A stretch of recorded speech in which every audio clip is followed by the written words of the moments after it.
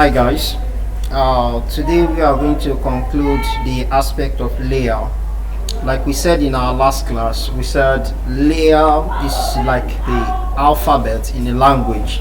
That is, if you assume Photoshop to be a language, then the alphabet is layer.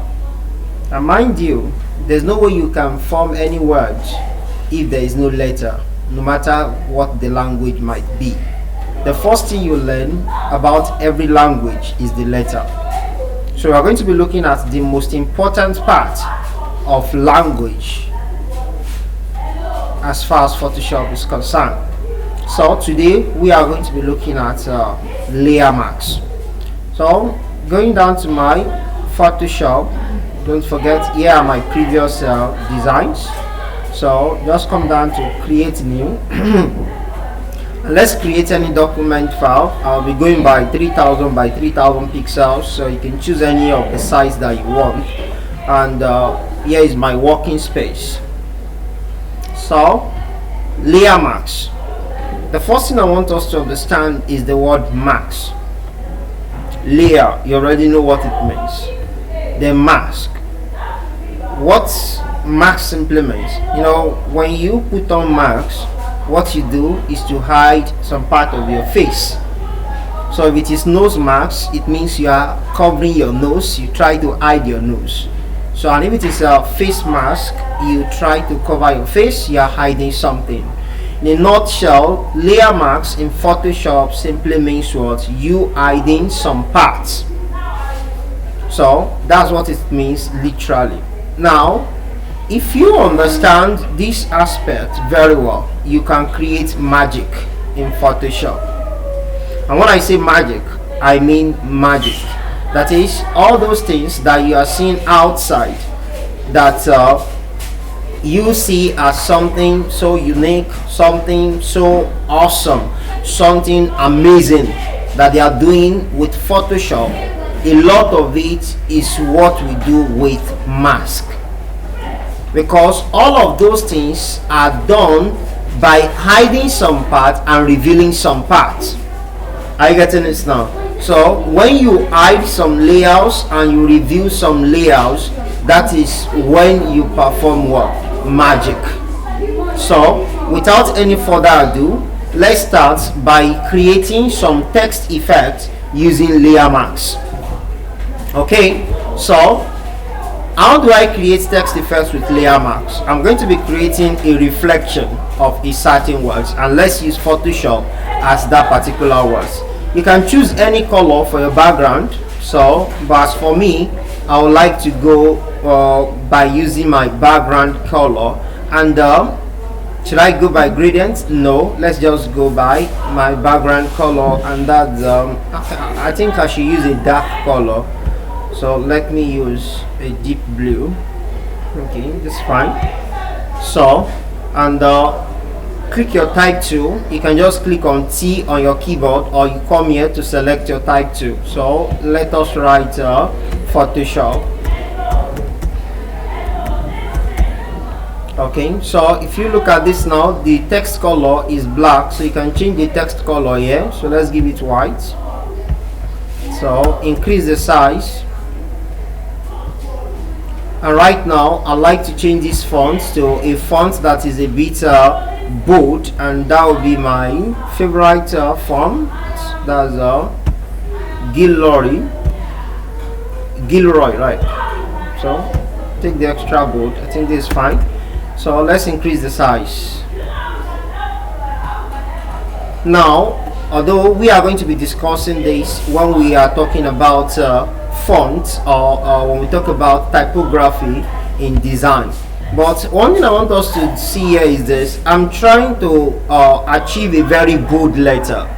I want this my write-up to be bold, but if you look at the fonts that I select, as I'm increasing it in width, the height is not increasing. And what I actually want is that as I'm increasing it in width, I want the height to actually increase. That is my motive. but this font is not giving me that result, and that will make me to change to another font that I know that this font has these characteristics. What I'm saying in a nutshell is that as a designer, you need to know characteristics of each font. Which of these fonts always increasing in size without increasing in height in the same proportion? Which of these fonts increase in height without increasing in what? In width in the same proportion. So you have to know that. So if you look at this particular one I choose now, the height is not increasing in the same proportion as the width. Are you getting it now? So, and what I actually want is for the height to increase. So I have to go and look for a font that the height is increasing. Are you getting it now? But the, what is it called, the width, as the width is increasing, the height is also increasing in the same proportion. That's what I mean. So, and that would be okay, Bibas Neo.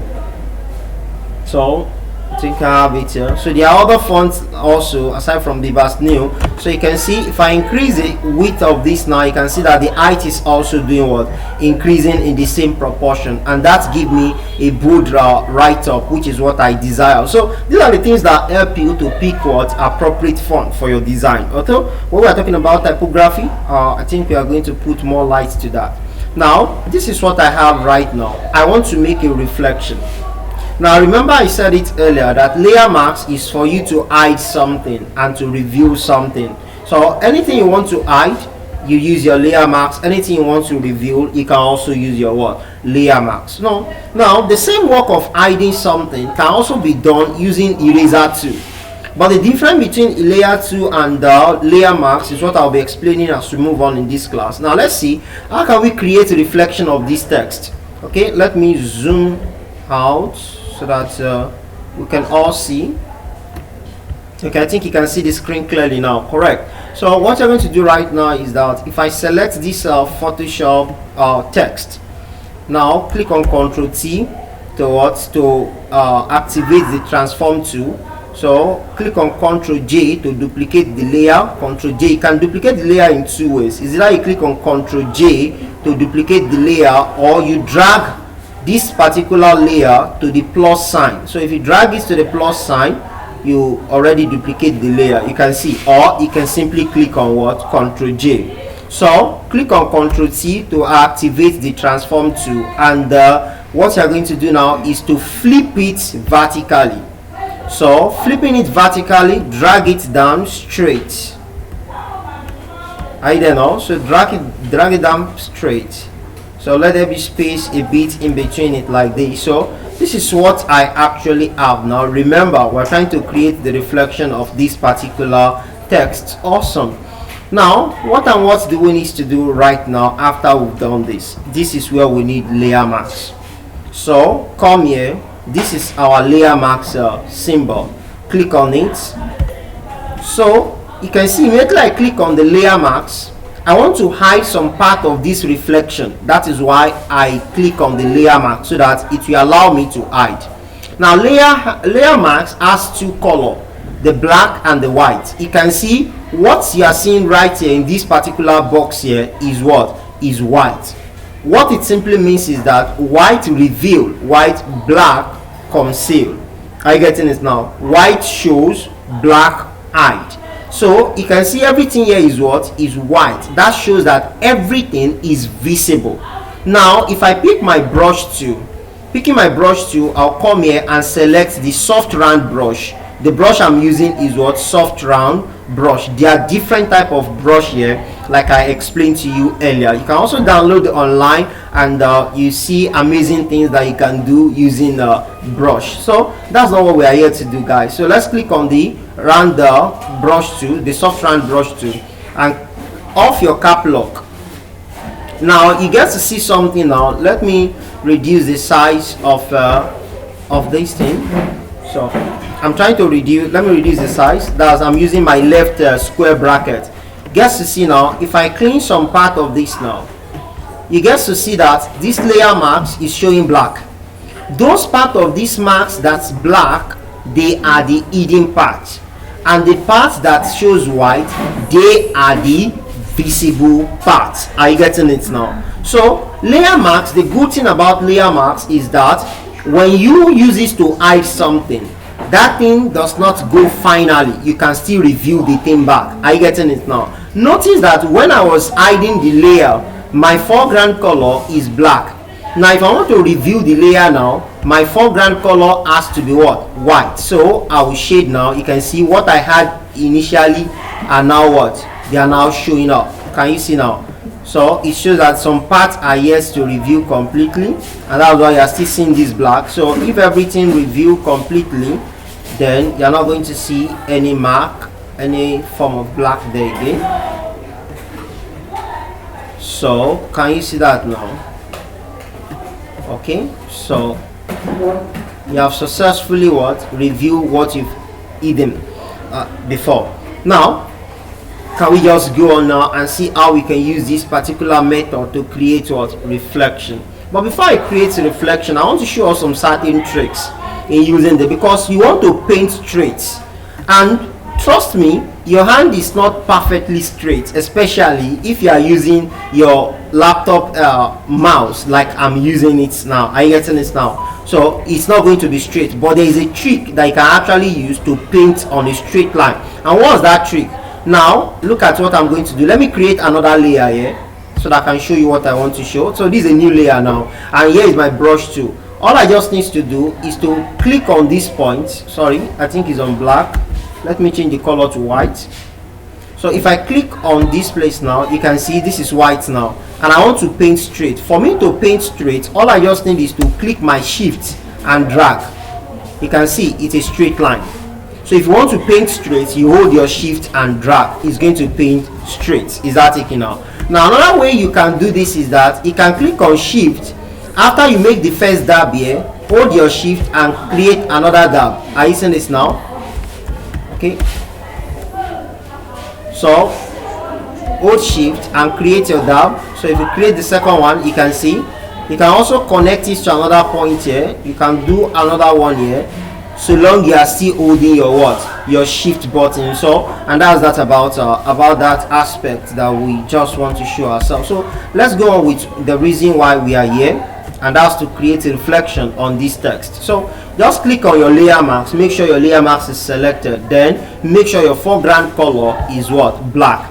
Mind you, the one that is above is what? The foreground, and the one that is below is what? The background. So your foreground color needs to be black. If you want to clean, that is, if you want to hide, you have to put it to be black. But if you want to reveal, you have to show it to be what? White. Is that taken now? Awesome. So click on shift and brush.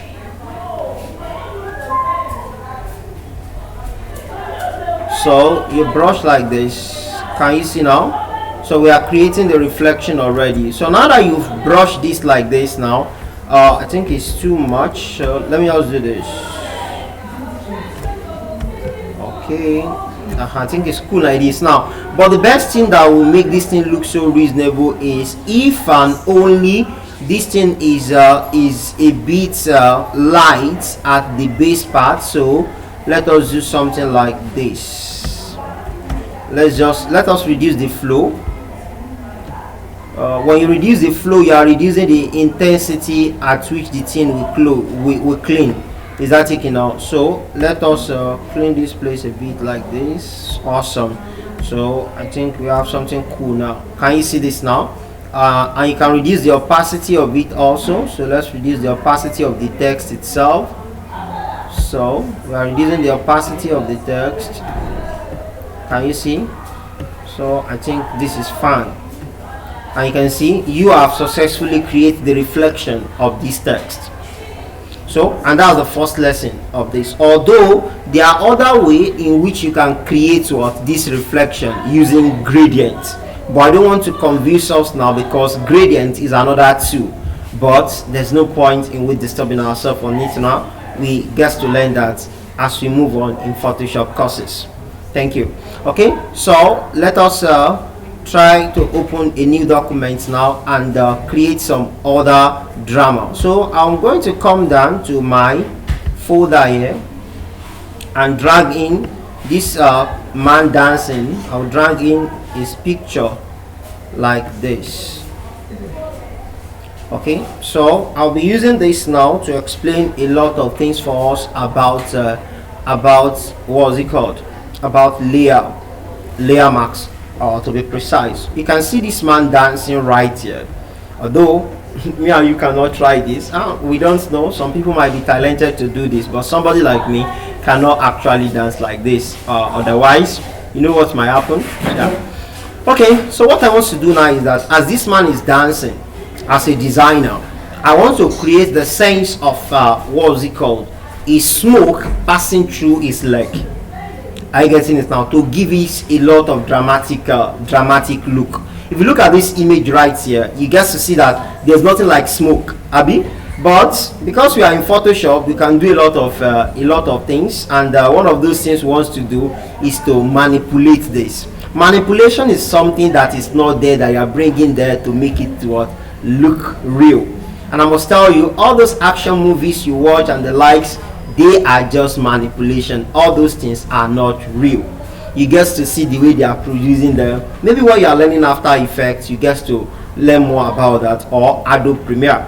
Okay, so let us create some drama like smoke is actually passing through this man's leg, and let's see. So what will I do? What I'm just going to do is to open my folder and drag in that smoke effect that I actually want to use to create the drama, then position it at the point where I want.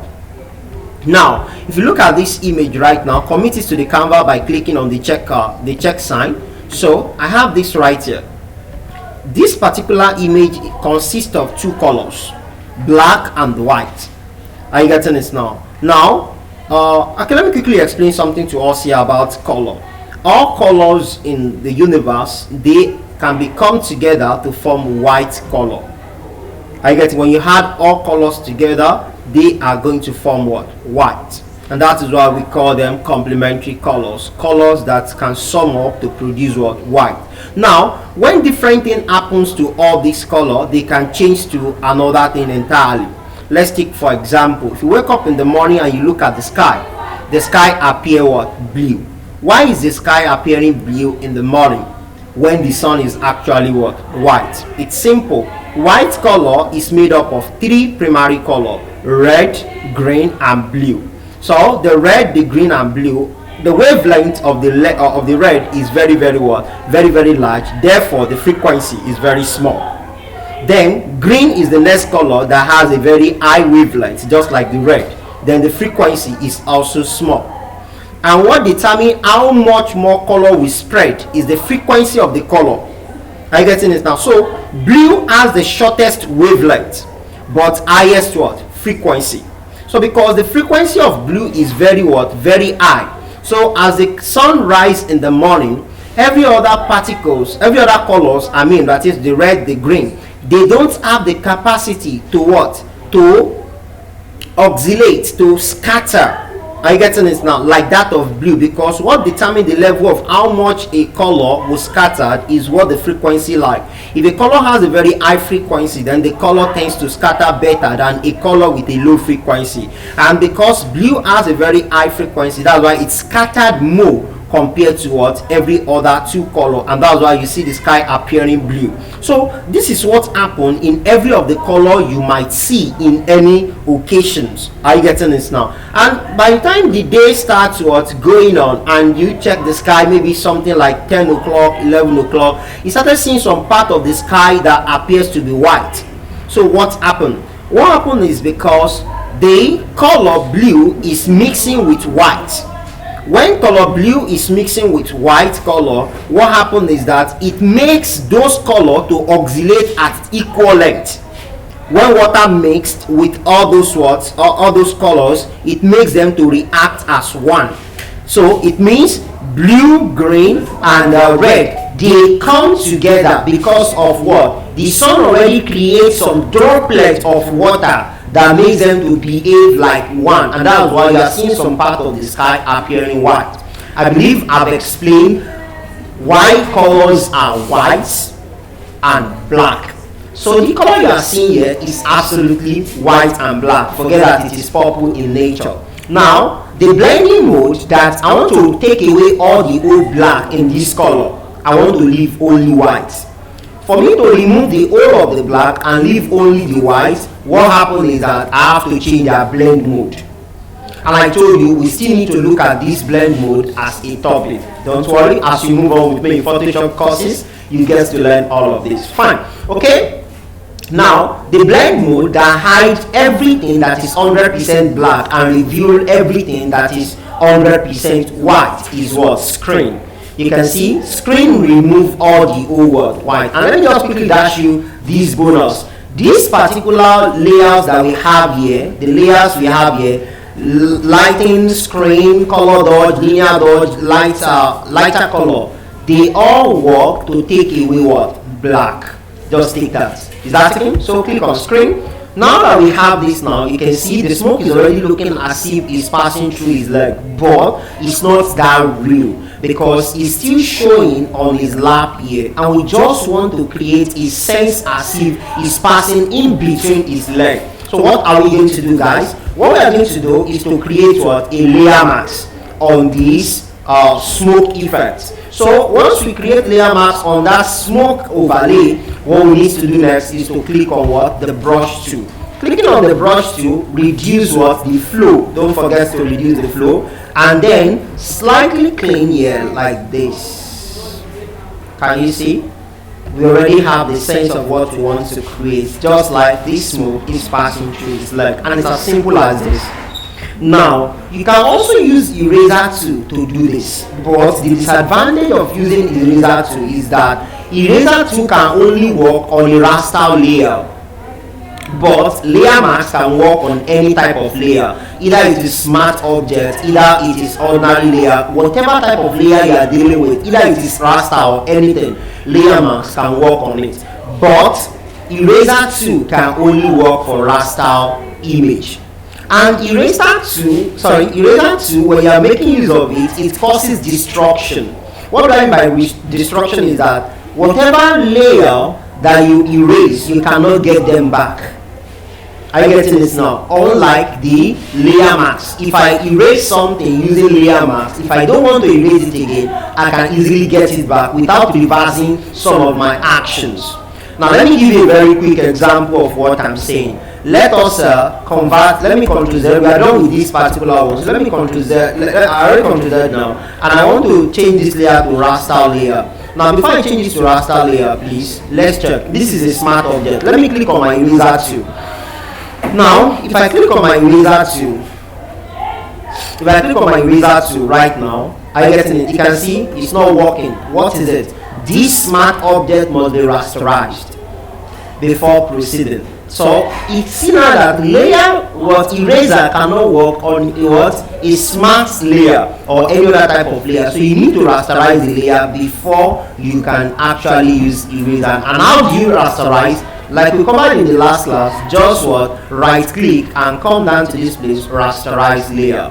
Now your eraser tool can work now. So let's increase the size. We increase the size the same way we increase that of the brush tool. Now watch what will happen right here. I can also decrease the flow of the eraser tool. Yes, we can decrease the flow. Let's decrease the flow. Okay, because we can also use it to achieve the same thing. So can you see? Have you seen this now? Now let's take for instance that I over clean and I want to get back the process, or let me take for instance that I now do some other things here. Let me say I type my name Adejumobi. So I already type my name and I increase it in size, for example like this. Okay. I just want to show us how serious it's going to be when you're using eraser tool. Okay guys, so here I am. This is my beautiful surname. Cool. And now gets to see that no, this thing is too much. This is where I get to understand this now. Can you see what I'm trying to talk about? I already type my name and I'm about to round up with the design. And I get to see that no, this effect that I actually apply here is not looking so real. I just want to give it a little touch by bringing back what I erased earlier, so that it's going to give that sense of real.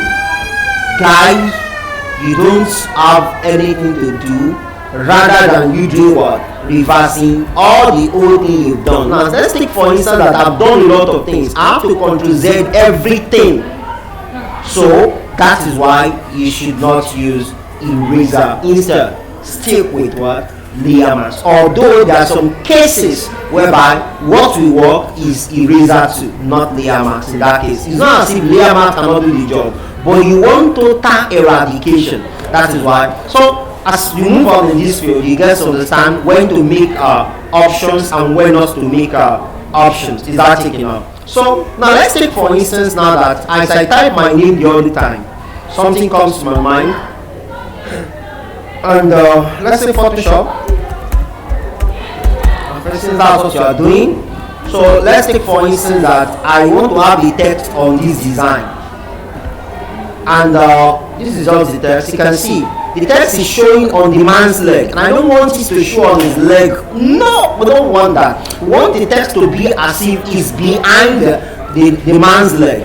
But this is an image, and when I don't want to remove the background, I don't want to, it's awesome. Just leave the story. You can actually hide this particular word, this particular what is it called, text behind his leg, and it's very, very simple. Let me quickly do something. It seems the tracking, that is the gap between each letters here, is kind of much. So how do I reduce my tracking? It's very easy.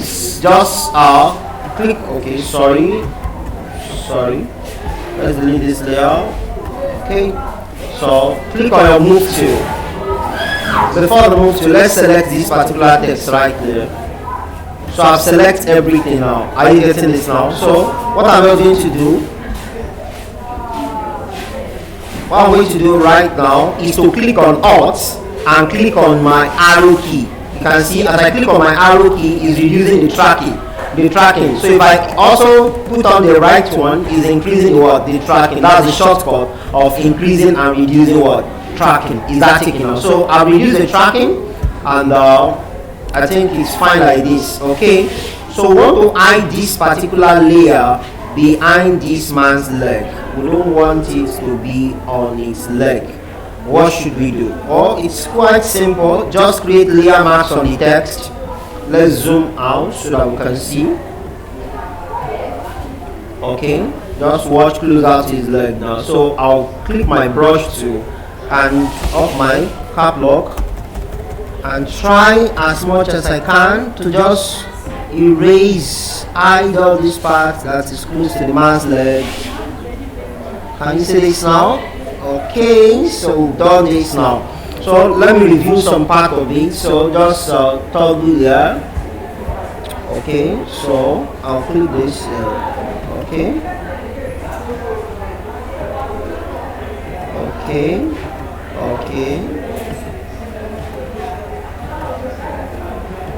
Yeah, awesome. Okay, so you can see the text is already behind his leg, isn't it? Although there are other ways that we can do this, and just watch what I'm going to do right now. I'm going to change, because I can use Relato to do this, but if I want to use Relato to do this, I cannot edit this text again.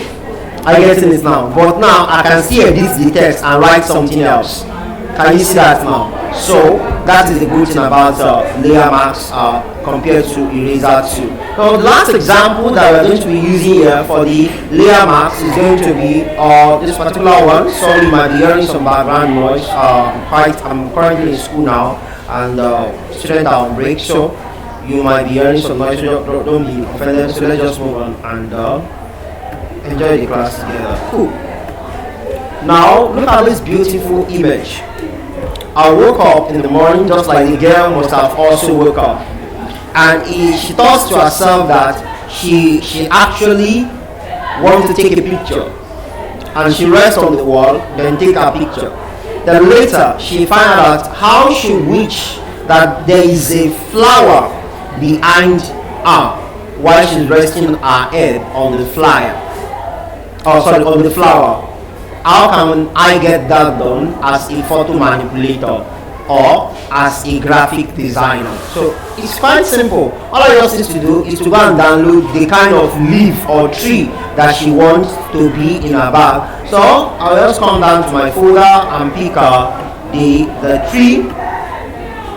So here is the tree. Okay, I think it's cool like this. Okay, so let's have this like this. Okay. Okay, awesome. So let's take it to be like this. Yeah, cool. Now watch what I want to do right now. Right now, I want this leaf to be behind her. How do I go about that? It's very simple. All you just need to do is to click on this layer and come down to select. Once you come down to select, click on subject. So it's going to select only the girl. Are you getting this now? It will select only the girl. You can see now. So it has selected the girl. So what are you going to do next? Come down to that tree. Have you click on the tree? Then click on Alt. Or you might not click on Alt. You can just come and click on the layer mask directly. Can you see now? You click the layer mask. But what you are telling your layer mask is that hide everything that is not on this subject that I select. Get it clear now. What you are telling the layer mask is that what? Hide everything that is not part of this object that I select. But you know that is not what we want to achieve. What we actually want to achieve is to hide everything that is on that object. Hide everything that is on that object. So what are we going to do right now? Don't panic, I'm here for you. Just click on Ctrl I. So you have reversed the mask. Can you see that now? And let's take for instance that you don't really have the time to mask and start clicking on Ctrl I again. It's fine. Photoshop gets you. So all you just need to do, let's Ctrl Z so that you see what you're going to do. You already select the image. Awesome. So when you want to click on your layer mask, click on Alt, then click on layer mask. Can you see? It's done. Alt, then click on your layer mask. You can see Photoshop is quite simple, isn't it? Very, very what? Simple. So what are we going to do right now? We need to let this image look so real on the wall. Now I think I would like to change the color of this image to look like just one color instead of the rainbow color that we have here. And how do I do that? Don't worry, it's quite simple. You can also do that. All you just need to do is to select that particular tree and come down to select that particular layer of that tree and come down to your adjustment layer here. Then you come down to hue and saturation. Awesome. Click on it. So what do you do next? You click on colorize. So you can see when you click on colorize, what will happen? Photoshop is going to do the job that you don't send him.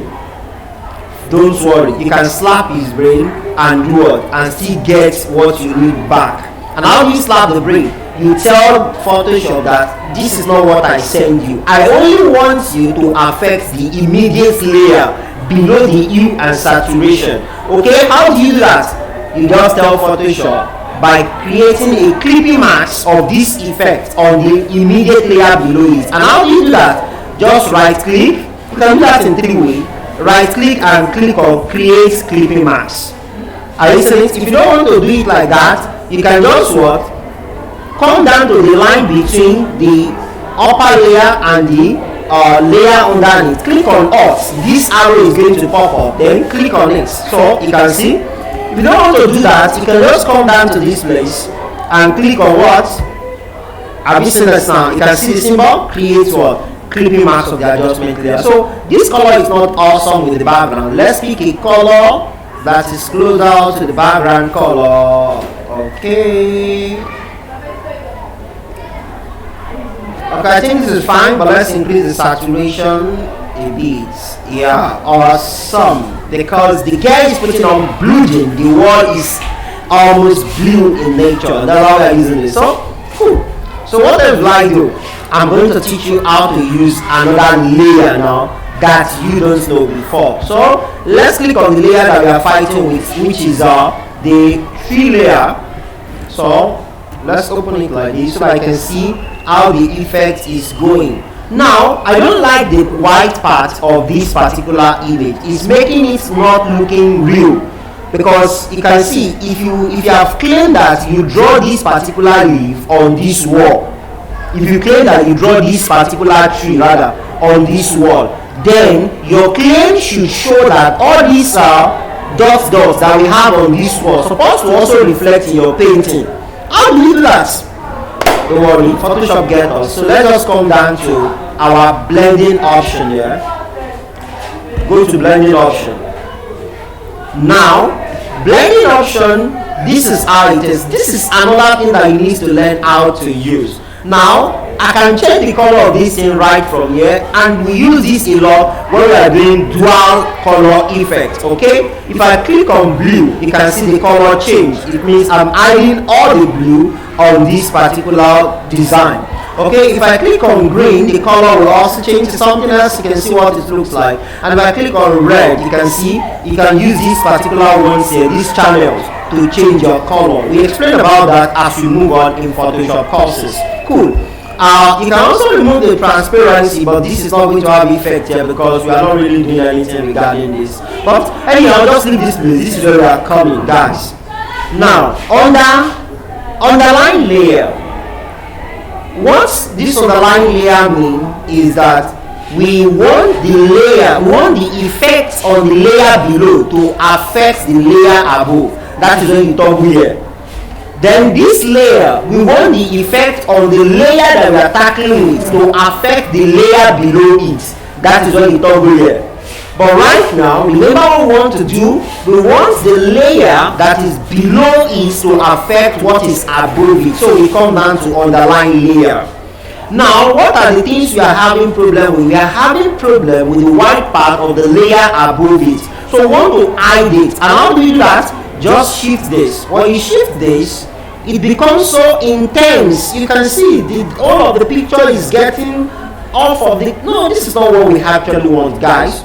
It's awesome, don't worry. All you just need to do is to click on Alt. When you click on Alt, it's going to break this thing into parts, just like you are seeing it here. Am I making sense? Then return this one back to the base. Can you see? Or you can just increase it forward a bit.